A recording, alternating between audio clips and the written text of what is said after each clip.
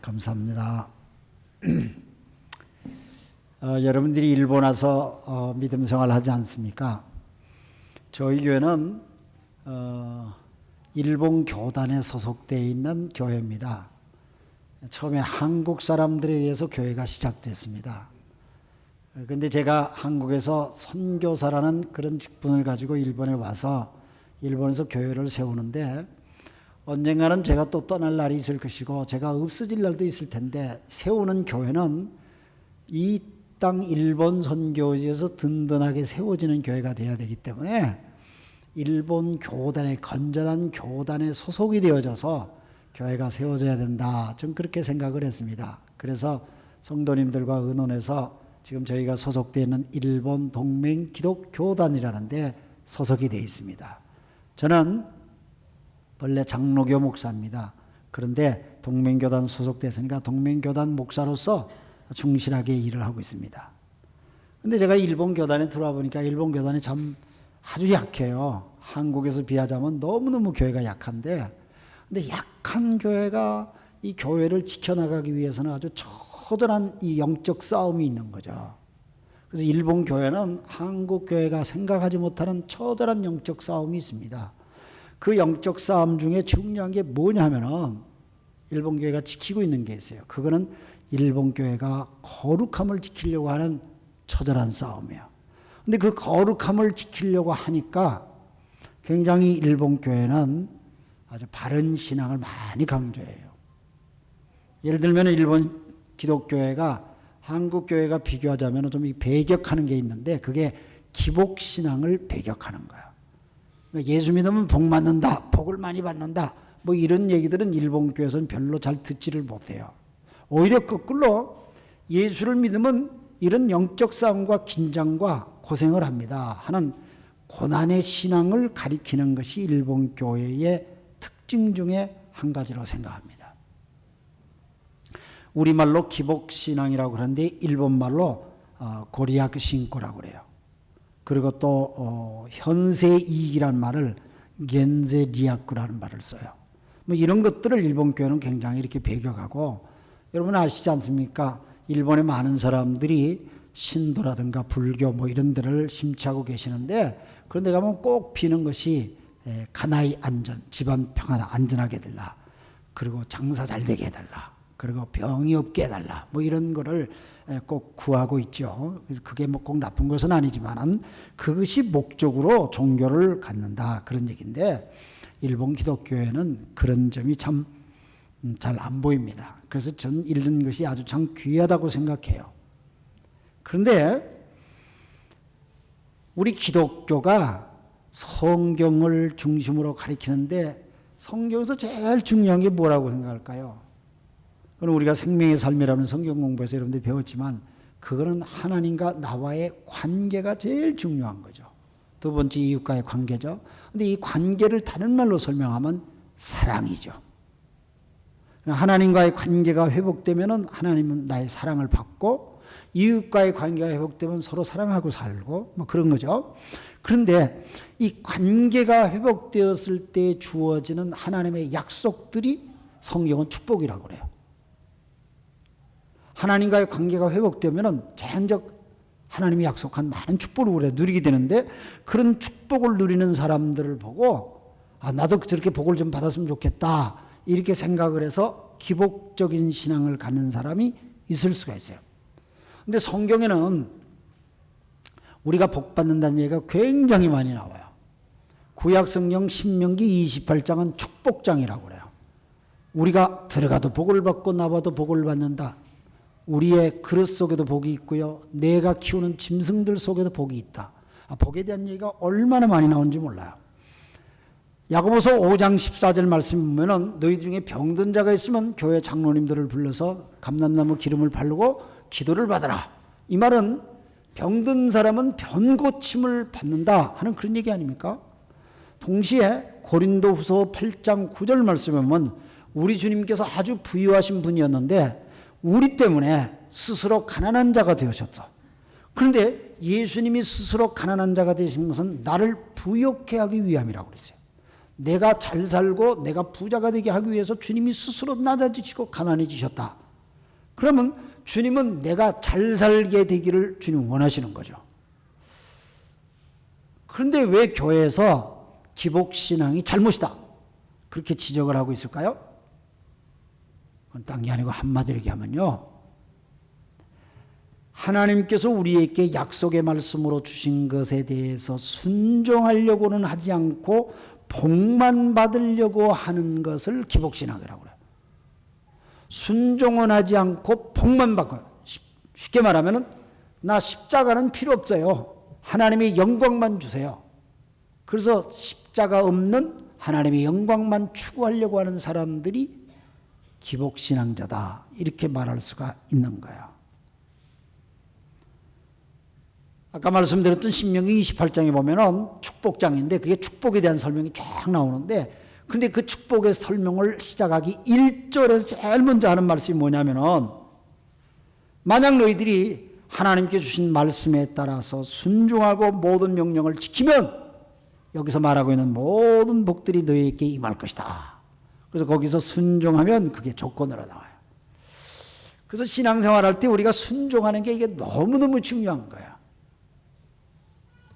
오늘 제가 여러분들과 마태복음 17장 말씀을 함께 나누려고 하는데, 이 17장은 한마디로 말하면 십자가 없이 고난이라든가 아픔이라든가 그런 거 없이 복만 받으려고 생각했던 베드로를 비롯한 제자들에게 예수님 자신이 영광스러운 모습으로 확 변해진 것을 보여주시면서 계시의 말씀을 주는 것이 오늘 본문이에요. 오늘 본문을 몇 가지로 나눠서 한번 나누겠습니다. 첫 번째로 예수님께서 세 제자를 데리고 높은 산으로 올라가셨다고 오늘 말씀에 기록되어져 있어요. 그런데 오늘 말씀에 보면 1절에 보면 이렇게 나와 있죠. 그리고 엿새 뒤에 예수님께서 세 제자 베드로, 야고보, 요한 세 제자들을 데리고 산으로 올라가셨는데, 산으로 올라가기 전에 뭔 일이 있었던 것 같아요. 그리고 엿새 후에, 무슨 일이 있은 다음에 엿새 지난 다음에 그 높은 산에 올랐다 그 말씀이잖아요. 그리고라고 하는 말은 그 앞에 말을 잇는 거죠. 그러면 이 17장 기록된 이 말씀 앞에 16장에서 무슨 일이 있었던지 여러분 기억하시나요? 이 16장 말씀에 보니까 유명한 예역들이 몇 가지가 나와요. 이 16장에서 무슨 일이 있냐면, 여러분이 아시다시피 예수님의 제자 베드로가 야, 세상 사람들이 나를 누구라고 말하더냐 하니까, 어떤 사람은 뭐 세례 요한 같다고 그러고 어떤 사람은 예언자 같다고 그러고 막 다 얘기를 해요. 그러면 너는 나를 누구라고 보느냐? 예수님께서 베드로에게 물었더니 베드로가 대답하기를, 주님은 살아계신 하나님의 아들 그리스도십니다. 유명한 신앙 고백을 하는 거예요.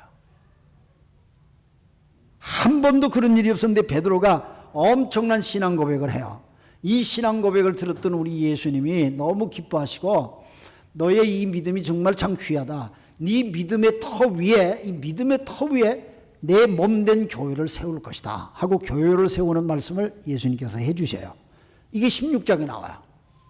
그런데 16장에 그 엄청난 역사적인 사건이 나온 다음에, 그 다음에 16장 21절 말씀에 보면 우리 주님께서 당신이 고난을 받으셔서 십자가를 지고 죽을 것이라고 하는 자기 죽음에 대한 예언을 하세요.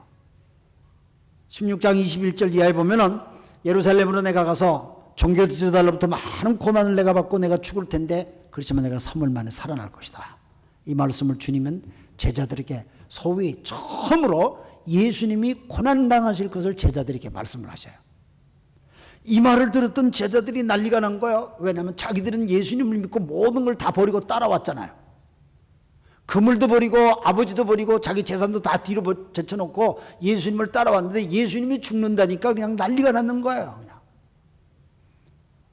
베드로가 그 얘기를 듣더니 예수님의 옆구리를 탁 낚아채면서 하는 소리예요. 예수님, 주님, 이럴 수가 있습니까? 절대로 예수님한테는 이런 일이 일어날 수가 없습니다 하고 베드로가 십자가 지고 예수님이 예루살렘 올라간다고 하는 그 얘기를 할 때 그냥 다 가라막는 거예요. 그냥. 그 말씀을 들었던 예수님 뭐라고 그러는지 아세요? 사탄아 물러가라. 베드로가 사탄은 아니에요. 그런데 베드로가 사탄만이 할 수 있는 말을 하는 거예요. 왜? 예수님이 십자가 지는 일을 막는 것은 사탄이래요.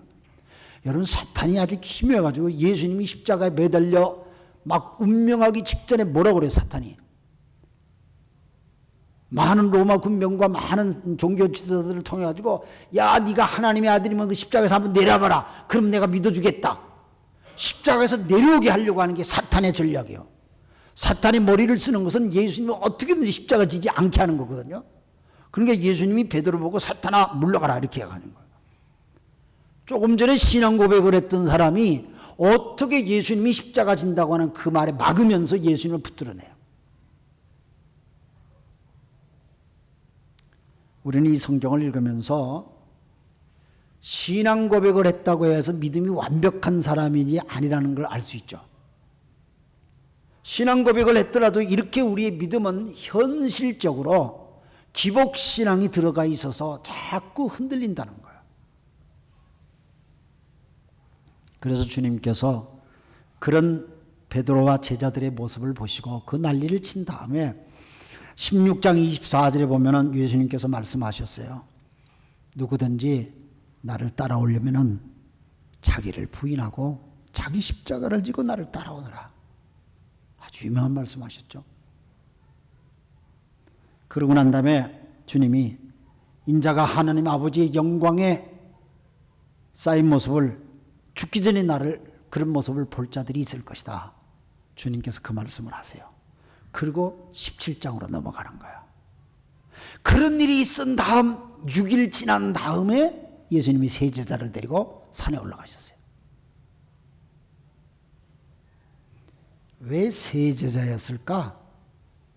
그건 잘 모르겠어요. 저도 성경 읽어봐도.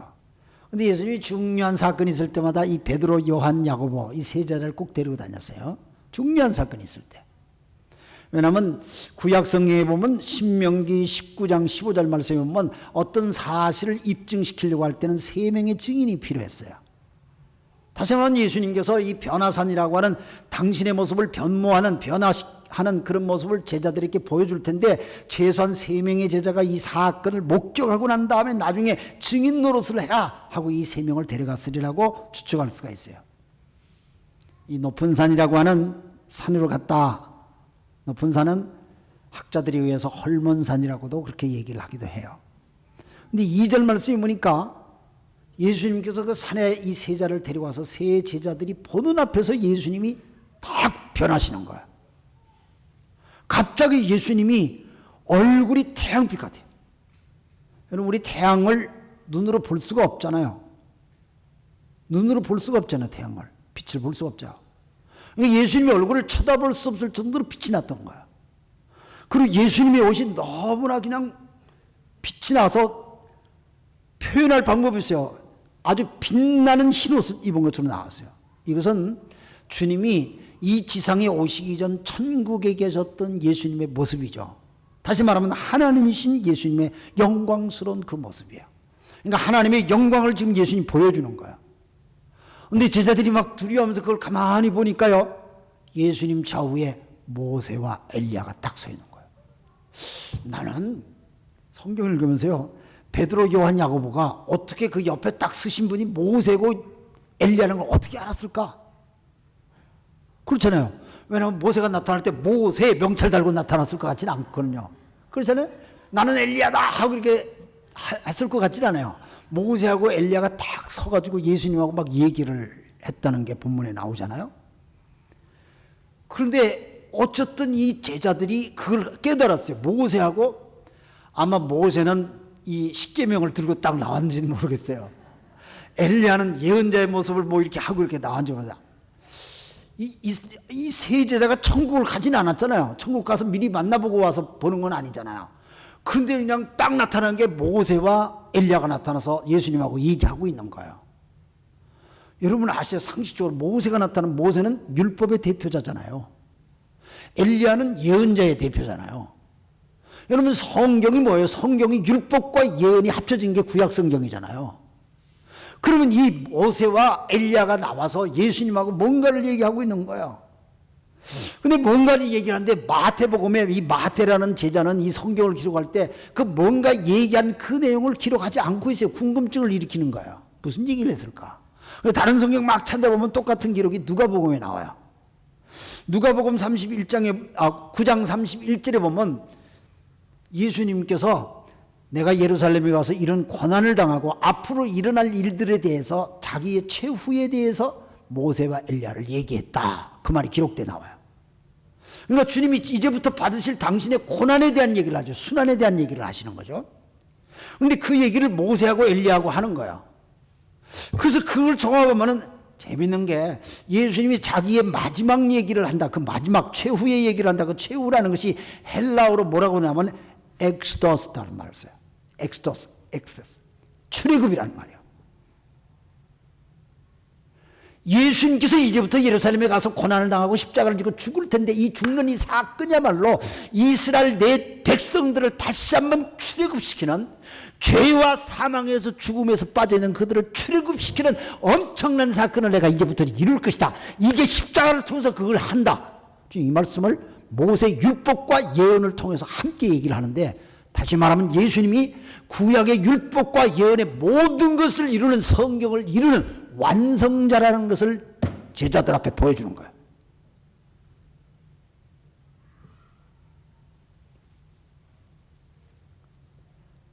성경의 모든 것이 예수 그리스도를 통해서 완성되어진다는 걸 지금 여기서 보여주는 거예요. 그래서 이 마태는 이 성경을 기록을 하면서 뭐라고 하냐면은 보라! 그렇게 얘기를 해요. 무슨 일이 일어난지 너희들이 좀 봐라. 아주 강조하면서 이 얘기를 얘기해요. 특히 일본 성경에는 미요 뭐 이런 말을 아주 강조해서 적혀 있어요. 아마 예수님이 십자가 지겠다고 가시는 길을 막았던 베드로가 지금 올라왔으니까 똑똑히 봐야 될 거예요. 예수님의 순환의 길을, 십자가의 길을 막았던 이 베드로가 철저히 그것을 봐야 될 거예요. 동시에 이 세상의 기복적인 신앙을 가지고 기회만 있으면 이랬다 저랬다 하는 우리 자신들, 이 본문을 보면서 우리도 똑똑히 봐야 될 것 같아요.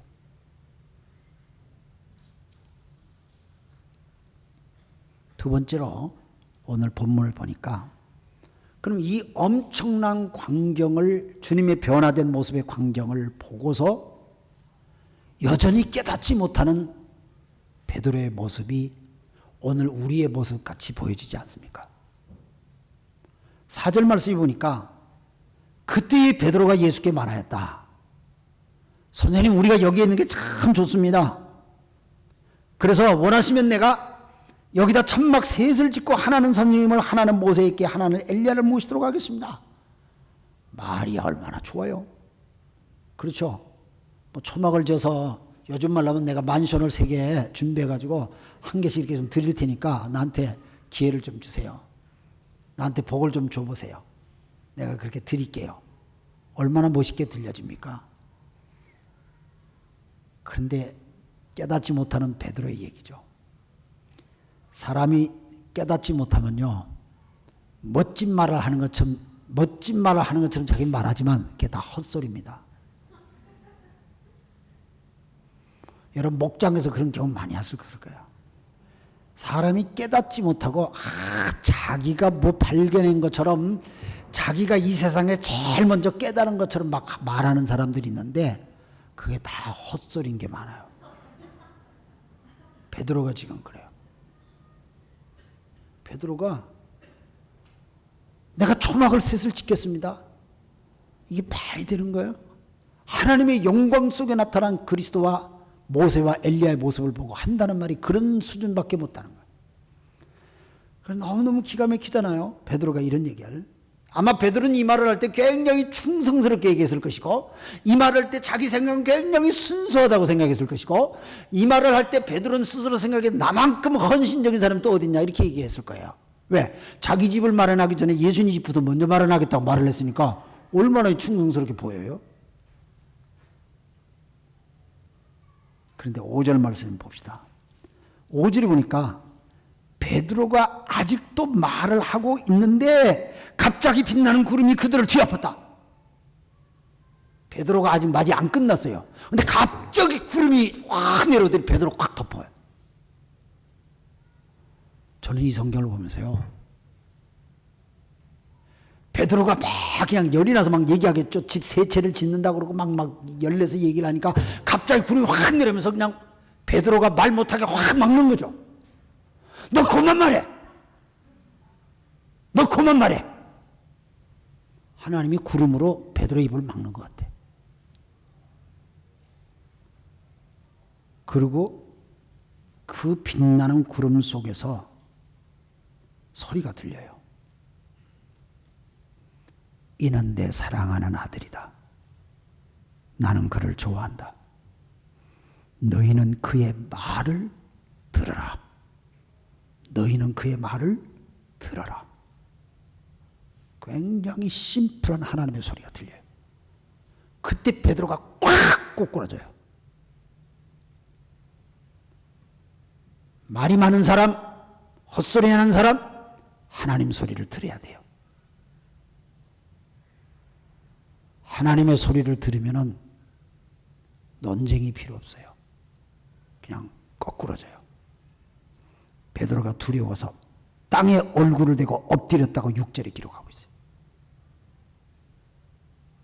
그렇게 나서서 설치던 베드로가 하나님의 음성 한마디 듣고 팍 거꾸러져요. 목장에서 시끄럽게 하는 사람들 좀 제발 조용히 해라 그렇게 말하지 말고 하나님 한 말씀만 해주세요. 그렇게 기도하세요. 그냥 한 말씀만 해주시면 하나님이 다스려 줘야 돼요. 아멘 하는 그 사람도 기도하셔야 돼요.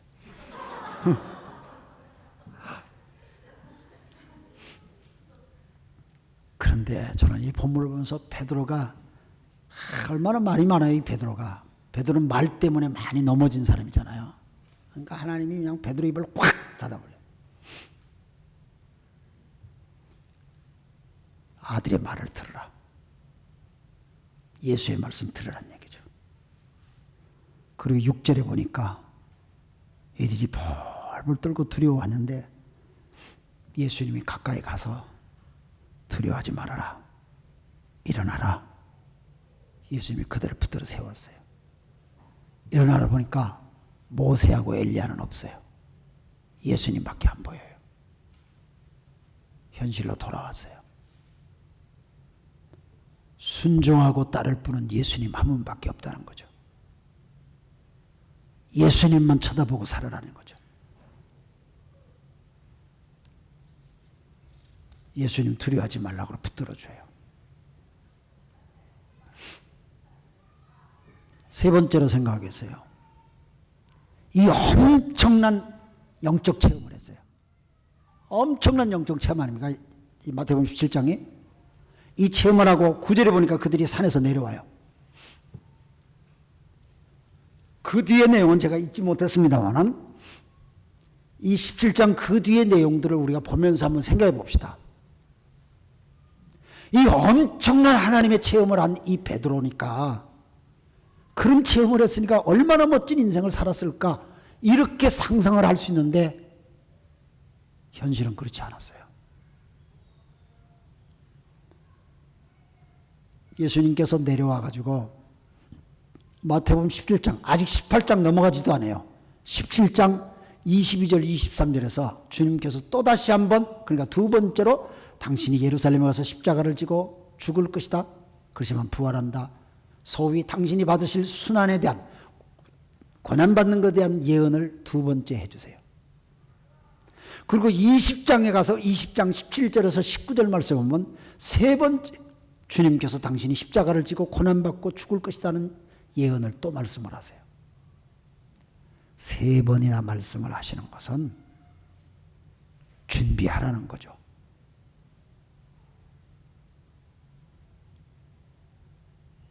근데 제자들은 못 깨달아요.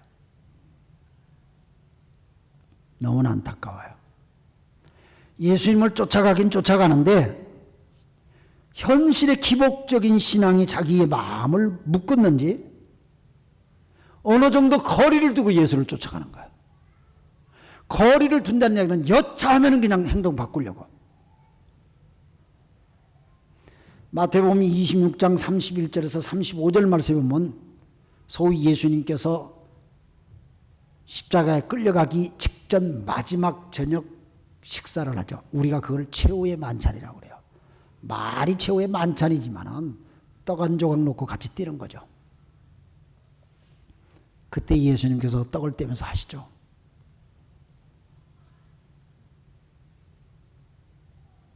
너희 다 오늘 밤 나 때문에 다 실족할 것이다. 내가 이제 골고다 십자가를 향해서 내가 갈 텐데 너희들은 전부 다 도망갈 것이다. 주님께서 그렇게 마지막 식사를 하면서 그렇게 얘기를 하세요. 그 말을 듣고 있던 제자들이 깜짝 놀죠. 더 나가서 예수님께서 너희 중에 나와 함께 이렇게 떡을 먹고 잔을 마시는 자 중에 한 사람이 나를 팔 것이다. 가룟 유다를 두고 한 소리죠.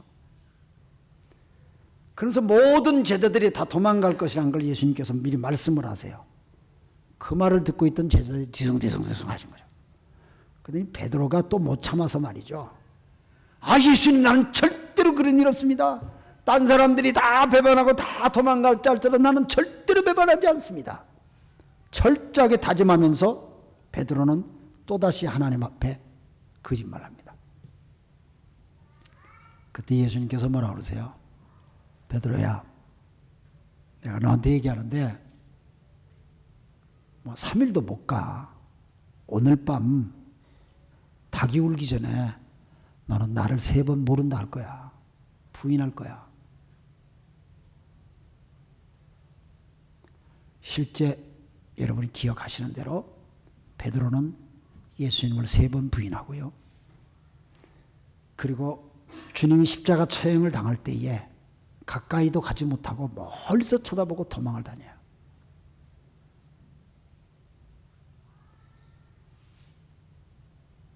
기복신앙자들의 특징이에요.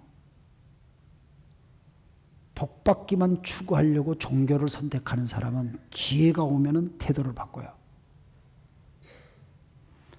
그래서 그런 사람들한테는 십자가 없는 하나님의 영광만 추구해요. 하나님의 영광을 추구하지만 십자가는 필요 없다는 거예요. 베드로는 예수님이 부인한 정도 아니고 부활하신 예수님이 베드로에게 나타났는데도 불구하고 베드로는 부활하신 예수님을 만났음에도 불구하고 베드로는 다른 제자들을 꼬여서 갈릴리 호숫가로 다시 업으로 돌아가지 않습니까? 쉽게 말하면 제자의 길을 포기해요. 여기서 베드로의 인생이 끝이라면은 그는 너무나 험한 인생이 되는 거예요. 왜냐하면 자기의 인생 모든 걸 다 제끼고 모든 걸 걸고 예수님을 쫓았던 제자 아닙니까? 그것도 제일 앞장서서 쫓았죠. 그런데 그가 모든 걸 또 다 잃어버리고 갈릴리로 돌아와서 고기를 잡는 거죠. 밤새도록 그물을 내렸지만 한 마리도 못 잡아요. 얼마나 허무합니까? 만약 여기서 끝났다면 베드로의 인생은 허무 그걸로 끝난 거예요. 근데 그 험한 인생 베드로에게 부활하신 예수님이 찾아가요. 얼마나 잡았냐? 한 마리도 못 잡았어요. 너 이쪽에다 그물 한번 내려봐라. 그물을 내려서 올렸더니 153마리의 엄청난 양의 고기를 잡아요. 그때 베드로가 눈이 떠져요. 예수님! 부활하신 예수님 베드로에게 물어요. 시몬의 아들 요한의 아들 시몬아, 내가 이 세상 사람들보다 나를 사랑하냐? 예수님, 제가 예수님 사랑하는 거 아시지 않습니까? 내가 다시 한번 묻겠다. 요한의 아들 시몬아, 내가 나를 사랑하느냐? 3번 예수님 물어요. 베드로가 3번 예수님을 부인했잖아요. 아마 다시 베드로의 신앙을 재회복시키기 위해서 3번 확인했던 것 같아요. 베드로가 거기서 눈물을 흘리면서 그냥 막 주저앉는 거야. 예수님께서 뭐라고 그래요? 네가 나를 사랑하면 내 양을 먹이라. 내 양을 치라. 이 말은 제자의 길로 돌아가라. 제자의 삶을 살아라. 그 얘기죠. 베드로가 그때 갈릴리 호수에 다시 거물을 내어 던지고 도망왔던 핍박이 기다리는 예루살렘 성으로 다시 돌아가요. 그리고 예수님의 말씀 그대로 순종하면서 내가 너희들에게 약속한 성령이 임할 때까지 예루살렘 떠나지 말아라. 베드로는 그곳에서 마가 요한의 다락방에서 기다려요. 그러면서 기도를 해요. 그때 성령이 임하시죠. 성령이 임할 때에 강력한 힘이 그 속에서 일어나서 사람들이 자기를 죽이겠다고 기다리는 저작거리로 나가서 여러분들이 죽인 예수를 내가 증거한다. 그분은 3일 만에 다시 살아났습니다. 베드로는 부활의 증언자 되시고 하나님의 영광스러운 그 나라의 복음을 선포하다가 그는 순교를 하죠. 베드로가 변화받은 제자가 된 다음에 믿는 크리스천들을 위해서 남긴 편지가 있습니다. 그게 베드로 전서고 베드로 후서입니다. 그런데 베드로 전후서 전체적인 흐름을 보면은 예수님의 재림이 임박했으니 우리가 함께 고난을 같이 받자. 이 말인 거야. 십자가 없이 영광은 없다. 십자가를 져야만 영광도 같이 본다. 베드로가 이걸 얘기하는 거야. 그러면서 내가 이렇게 말하는 것은 예수의 재림을 기다리는 너희들에게 꼭 알아야 될 사건인데 내가 이렇게 말하는 것은 만들어 말하는 것이 아니고 내가 직접 영광의 예수 그리스도를 본 목격자이다. 그 높은 산에서 보았던 목격의 간증을 기초로 해서 그 편지의 내용을 쓴 거예요. 전성에 의하면 로마의 네로 황제가 서기 64년경입니다. 그렇게 크리스찬들을 죽일 때에 베드로도 잡혀서 이유는 하나, 예수 그리스도를 전도했다는 그것 때문에 십자가 처형을 받는데 베드로는 나는 너무너무 송구스럽다. 예수님처럼 십자가 처형이 너무 송구스럽다. 나는 거꾸로 매달아 달라. 이렇게 해서 거꾸로 매달아서 십자가 죽이지 않습니까? 베드로는 일시적으로 그는 현세 축복 기복 신앙이 있었는지 모르겠지만은 그는 철저하게 예수 그리스도의 말씀에 순종하는 제자로 바뀌어져서 기복 신앙의 길을 버리고 예수의 제자의 길로 돌아와서 그는 영광과 축복이라고 하는 그 길만을 추구하는 것이 아니고 하나님의 거룩한 십자가의 길을 되돌아와서 그 길을 가다가 부활한 예수 그리스도와 함께 정말 하나님의 영광스러운 그 자리에 들어갔다는 사실입니다. 사랑하는 성도 여러분, 십자가 없이는 부활의 영광이 있을 수가 없습니다. 그렇기 때문에 나는 십자가가 필요 없고 나는 영광만 필요합니다는 것은 가짜입니다. 그건 가짜입니다. 이 세상의 기복적인 것, 이 세상의 그런 것들을 추구하는 것이 모든 것이 잘못됐다고 말하기는 곤란하지만 그러나 그것이 우리 인생의 해답은 아닙니다. 자기의 십자가를 지지 않냐고 하나님의 영광만을 추구한다고 말이 많은 사람은 바리새인입니다. 순종을 훈련하지 않냐고 리더가 되겠다는 사람은 가짜입니다. 땀을 흘리지 않냐고 훈련받지 않냐고 트레이닝하지 않냐고 근육질 육체를 만들겠다고 하는 사람은 꿈에서 깨야지요. 십자가가 없는 영광은 가짜복음입니다. 십자가가 없는 영광은 천국이 아닙니다. 사랑하는 성도 여러분, 여러분 자신에게 물어보시길 바랍니다. 언제까지라도 나의 십자가를 지고 나는 예수님을 따르는 제자인가? 아니면 현실 축복의 기복신앙을 추구하다가 상황이 바뀌어지면 언제든지라도 흩어질 수 있는 군중의 한 사람인가? 자기 자신에게 물어보시길 바랍니다. 기도하겠습니다.